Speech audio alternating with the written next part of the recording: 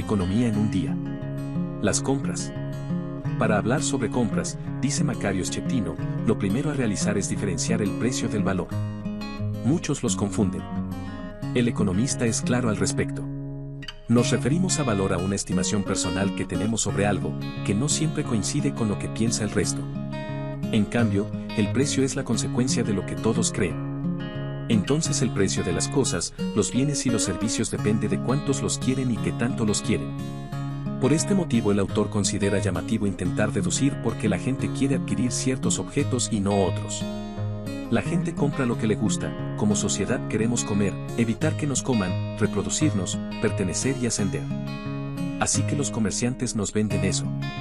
La gente compra lo que su ingreso le permite, a medida que el ingreso de la gente crece, va escalando la satisfacción de necesidades elementales. Primero comer, después ropa o casa y, por último, las cosas que nos hacen sentir bien. La gente compra lo que es barato, si hay bienes que se parecen o que se pueden reemplazar, no es extraño elegir la opción que nos hace gastar menos. Dentro de cada hogar también se toman decisiones. El autor las divide en 4. Ahorrar, adquirir un seguro, solicitar un crédito, invertir. El negocio. Para empezar, una empresa produce algo. Están las que ofrecen bienes, cosas para vender, y las que ofrecen servicios, ayudan al resto en algo. Hoy en día todas ellas buscan ganar lo máximo posible, señala el autor. Si lo que se quiere es que las ganancias sean grandes, es preferible mantener al cliente comprando durante mucho tiempo, y lo más que se pueda. El mercado.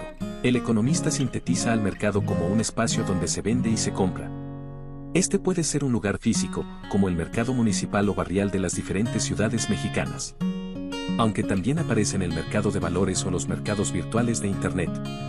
A la hora de comprar, es necesario aplicar un filtro. Identificar cuáles de todas las opciones disponibles pueden llegar a ser las mejores. Empleos. El empleo como lo conocemos hoy en día apareció gracias a las fábricas. La gente pasó del campo a las ciudades para trabajar en una relación estable con los dueños de las empresas. El autor explica que para él existen indicios claros de que este tipo de empleo está siendo sustituido por otras formas de relación productiva. No se puede entender esto sin la tecnología. Schettino la define como la forma en que se combinan trabajo y herramientas para producir bienes. Asimismo, la tecnología ha hecho que los seres humanos dispongamos de mayor tiempo libre que antes. Así surgió una nueva economía además de transformar la forma de consumir. El gobierno. Sería imposible imaginar una sociedad sin gobierno. En un principio fue para defenderse y para las guerras, con el paso del tiempo se han ido agregando prestaciones que brinda el Estado en favor de su población. Si indagamos en qué debe gastar el dinero recaudado el gobierno, Macario menciona varios aspectos.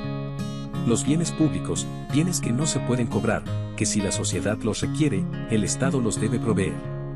Los bienes semipúblicos son la educación, la salud y la seguridad, que no cumplen al 100% con los parámetros de los bienes públicos.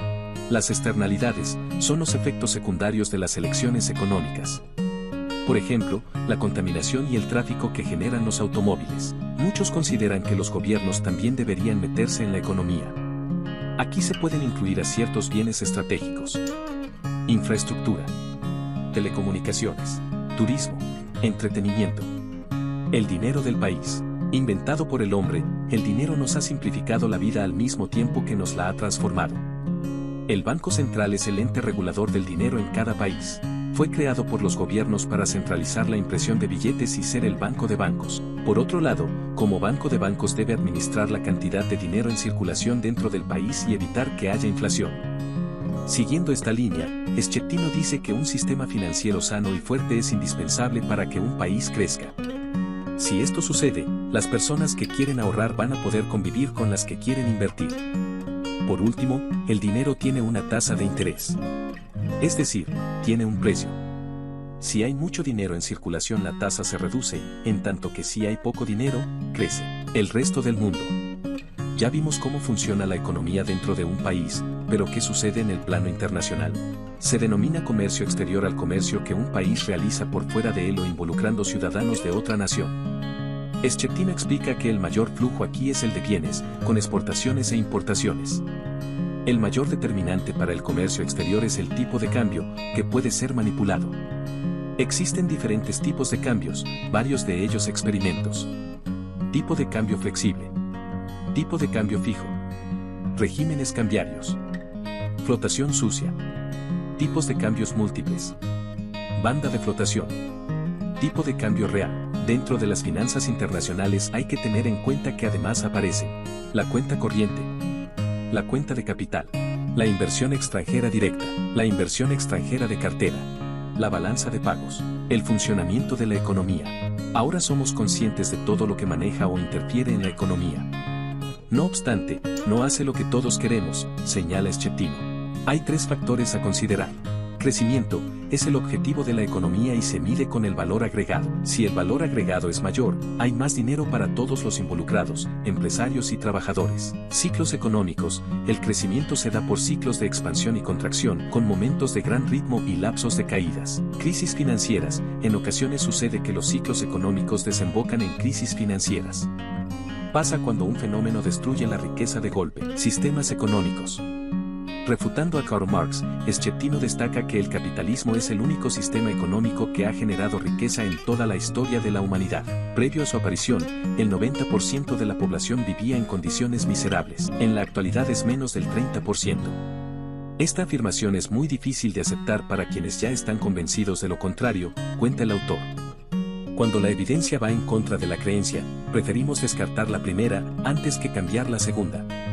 Esto es conocido como un fenómeno mental que ha sido estudiado y llamado disonancia cognitiva.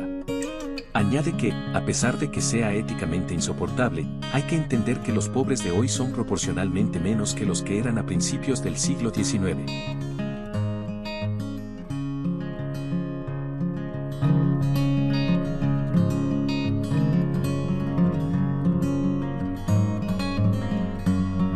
Fuente: Schettino, 2015. Economía en un día.